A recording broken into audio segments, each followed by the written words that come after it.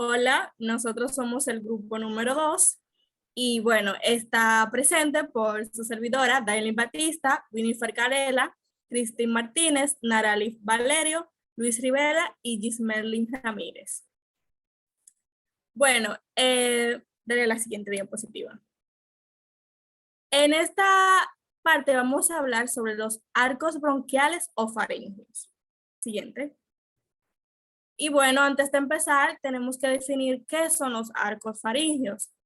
Bueno, cada arco faringio está constituido por un núcleo de tejido mesenquimatoso, cuyo exterior está cubierto por un ectodermo superficial y en el interior por epitelio de origen endodérmico. Siguiente. Estos se subdividen. Tenemos el primero que se llama primer arco faringio.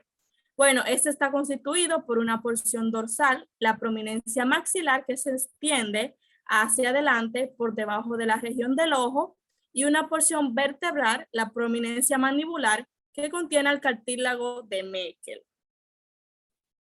Bueno, el segundo arco faringio, dice que el cartílago de este segundo arco da origen al estribo, a la apófisis estiloides del hueso temporal, el ligamento estiloioideo y en la región ventral el asta menor. Los músculos del arco ioideo o segundo arco, que también tiene este nombre, son el músculo del estribo, del estiloioideo, el nervio facial en esa estructura del segundo arco inerva todos esos músculos. Dale al siguiente. Tenemos el tercer arco faringio.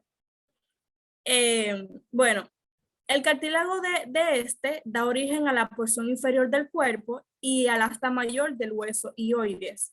La musculatura está limitada a los músculos estilofaringios. Estos músculos están inervados por el nervio glosofaríngeo. Y por último, tenemos al cuarto y sexto arco faringio, que los componentes cartilaginosos del cuarto y sexto se fusionan para formar los cartílagos tiroides, cricoides, aritenoides, corniculados y cuneiforme de la laringe. Los músculos del cuarto arco, bueno, decimos que son el cricotiroideo, elevador del velo del paladar y constrictores de la faringe. Siguiente. Ok, ahora yo le voy a hablar un poco de lo que son las bolsas de faringias, que cabe recalcar de primera mano que el ser humano tiene 4 bolsas faringias, que también tiene una quinta que es rudimentaria, que debido a que tienen un recubrimiento endotérmico epitelial de estas bolsas, tienen origen de distintos órganos importantes. Entonces, para dar contexto, vamos a ir pasando poco a poco, y tenemos primero la primera y segunda bolsa faringia, que en la primera lo que resulta más congruente es que este mismo tiene un tallo similar a un receso tubo timpánico y que este mismo también en contacto con un revestimiento epitelial de la primera hendidura faríngea da lo que viene siendo una porción distal, y ya en la segunda bolsa faríngea da a entender que prolifera y forma yemas que penetran la mesenquima circundante. Luego tenemos la tercera bolsa faríngea, que esta ya es un poquito más, ¿cómo decirlo? Más revestida, más un poquito complicada por entender. Pero lo que hay que cabe destacar es que este tiene un extremo distal que mediante un ala dorsal y un ventral se ancla un poquito a la quinta, a lo que viene siendo la quinta semana, de que va desarrollándose el epitelio que la recubre en la región dorsal, que da origen a lo que viene siendo esta tercera bolsa, y que esta misma se diferencia de la glándula paratiroides inferior. Entonces, la cuarta bolsa, que básicamente se origina en la región dorsal, esta misma se origina en la región dorsal, que más tarde se incorpora a la glándula tiroides, que estas mismas células del cuerpo ultimobranquiales generan lo que viene siendo célula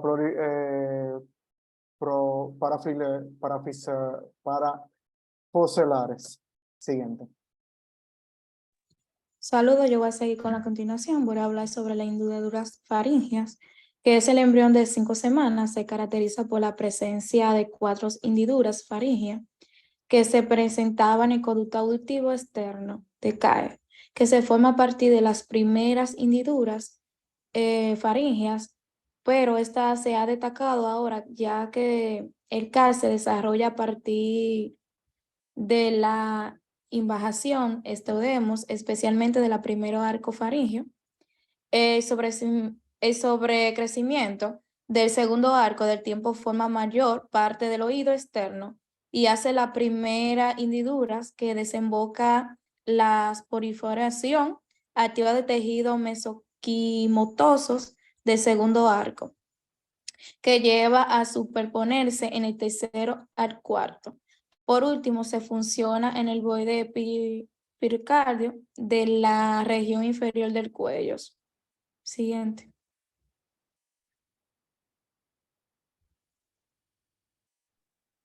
Bueno, Pueden observar la imagen que se observa que la migración del timo y las glándulas paratoiroides del cuerpo y antibranquial de la glándula tiroide se origina en la línea media de la altura de falange ciego y desciende hasta el nivel de los primeros anillos traqueales.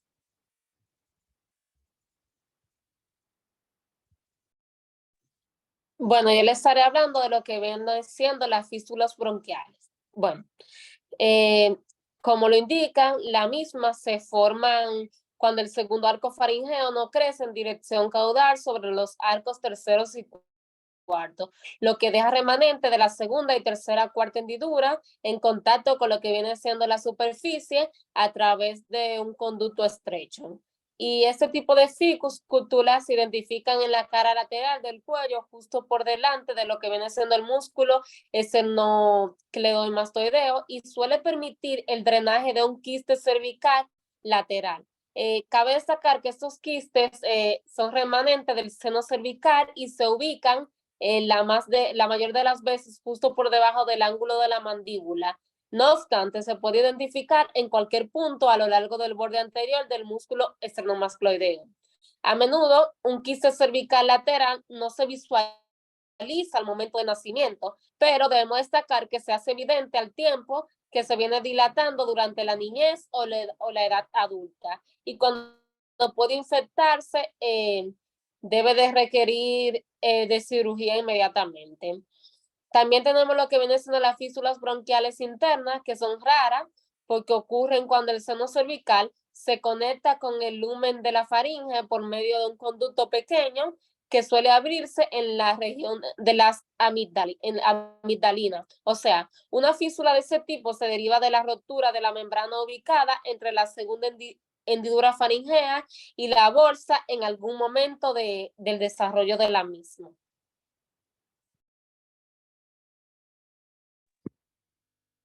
Bueno, yo voy a continuar hablando sobre las células de la cresta neural. Las células de la cresta neural son esenciales para la formación de gran parte de la región craneofacial. No, la anterior. Craneofacial. En consecuencia de las alteraciones del desarrollo de las células, la cresta determina malformaciones en el cráneo cefálicas. La célula de la cresta neural también contribuye a la formación de las almohadillas endocardíacas que forman el tabique del tracto de salida del corazón y también tienen anomalías cardíacas. Entre ellas podemos percibir la persistencia del tronco arterioso tetratología de Fallon y la transposición de los grandes vasos. Desafortunadamente, las células de la cresta neural parecen ser una población celular en particular vulnerablemente y que esta es destruida con facilidad por compuestos como el alcohol y el ácido retinoico. Después de ver sobre las células de la cresta neural, vamos a hablar sobre los síndromes.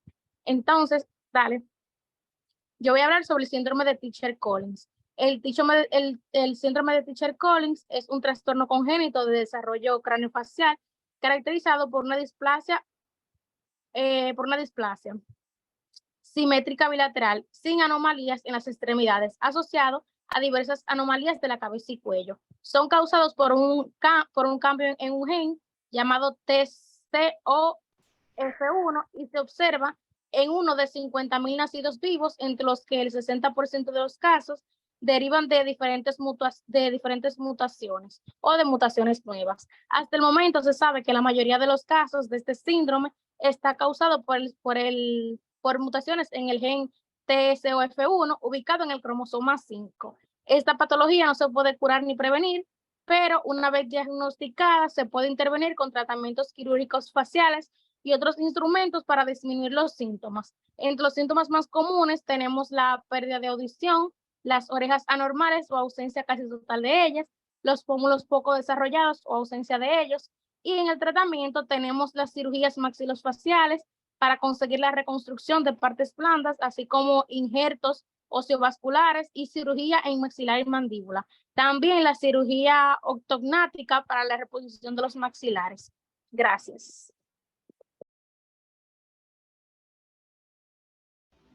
Bueno, yo le voy a continuar hablando sobre las anomalías. Yo le estaré hablando sobre 2 anomalías y tenemos la secuencia de Pierre-Robin, que puede ocurrir de manera independiente o relacionada con otros síndromes y malformaciones.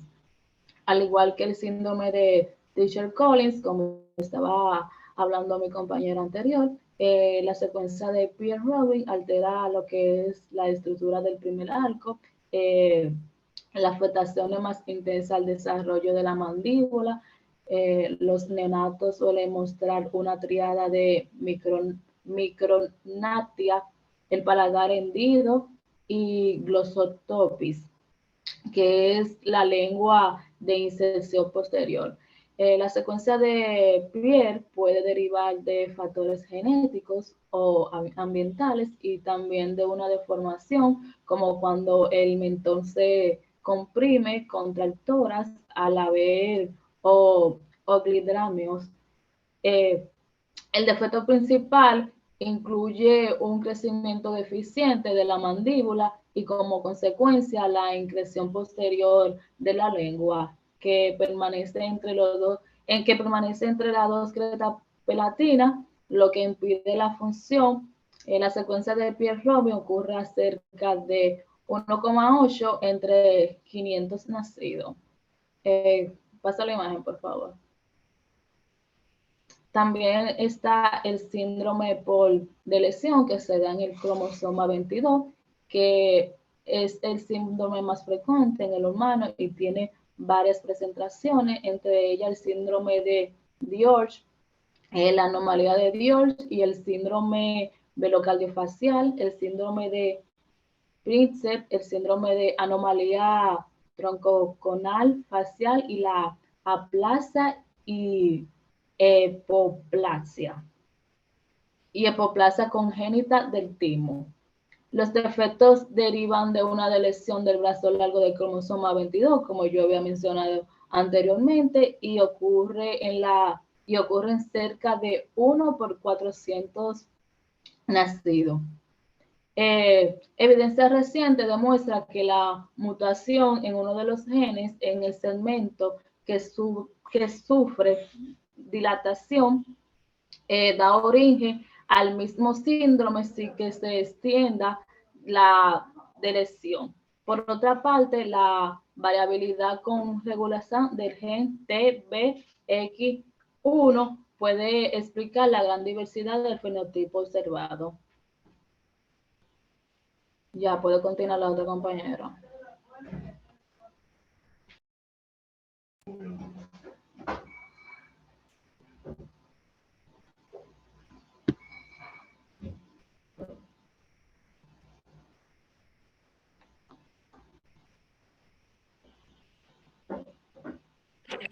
Bueno, aquí tenemos la microsomía hemifacial o síndrome de Goldener, que incluye distintas anomalías craneofaciales y que suelen afectar a los huesos maxilar, temporal y cigomático y son pequeños y aplanados.